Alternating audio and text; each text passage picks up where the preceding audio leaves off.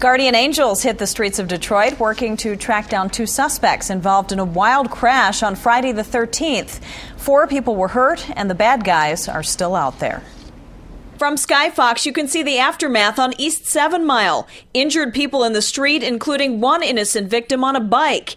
Witnesses say 2 suspects in this stolen Jeep Liberty went out of control, hitting those pedestrians, another car, and even a building. Banging poles. It was just a total mayhem. Just total mayhem. I heard you could hear the banging from like a mile away. It was total mayhem. As emergency crews rushed to help the victims, the 2 suspects took off. One of them, seen here in this surveillance video at a 7-Eleven, recorded a short time before the crash.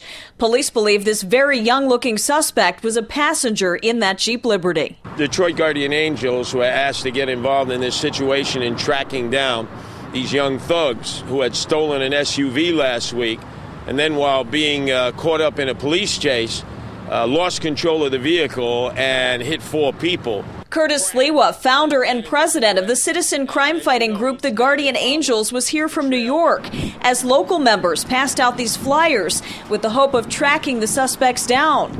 The Angels were back out on East 7 Mile, not far from the crash scene. And maybe that might lead to his capture and get these guys off the street, because if they did it once, you know doggone well they're going to do it again. With all the crime that is constantly taking place in the streets of Detroit, it's nice to know there are young men, young women, and others who dare to care, willing to risk their lives to protect people of Detroit and not ask anything in return. One of the victims from that crash was in critical condition. We're waiting for an update from Detroit police on whether that person survived.